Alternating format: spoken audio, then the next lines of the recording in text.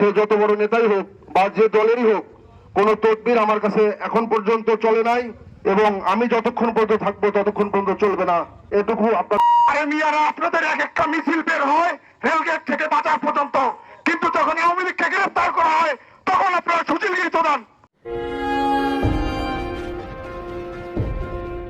পাটগ্রামে যখন কোন আওয়ামী লীগের নেতা কর্মীকে গ্রেফতার করা হয় তখন জামাত এবং বিএনপির নেতৃবৃন্দরা গিয়ে থানায় গিয়ে তারা সুপারিশ করে, এই মামলায় না ওই মামলায় দেন। আরে মিয়ারা, আপনাদের এক একটা মিছিল বের হয় রেলগেট থেকে বাজার পর্যন্ত, কিন্তু যখন আওয়ামী লীগকে গ্রেফতার করা হয় তখন আপনারা সুচিলগিরি চলান। এই সমস্ত 2 নম্বরই আপনারা বন্ধ করেন। যদি বন্ধ করতে না পারেন, আজকে আমরা রাস্তা ব্লক করেছি।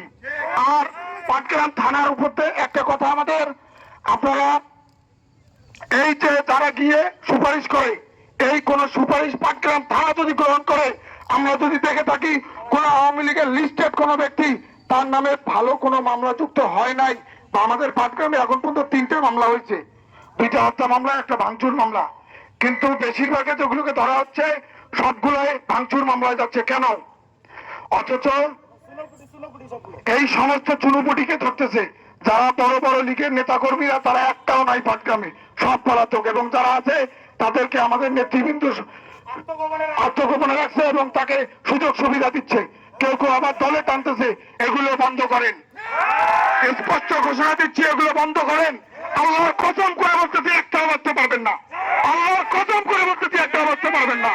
আমি যতক্ষণ পর্যন্ত এই থানায় থাকবো, আমি আপনাদেরকে কথা দিয়ে যাচ্ছি, ফ্যাসিস্টের বিষয়ে কোন তদবির, সে যত বড় নেতাই হোক বা যে দলেরই হোক, কোন তদবির আমার কাছে এখন পর্যন্ত চলে নাই এবং আমি যতক্ষণ পর্যন্ত থাকবো ততক্ষণ পর্যন্ত চলবে না।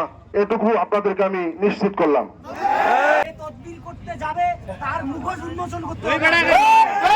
যোগদান করার পরের দিন থেকে অপারেশন টেবিল হান্ট কার্যক্রম পরিচালনা করেছি।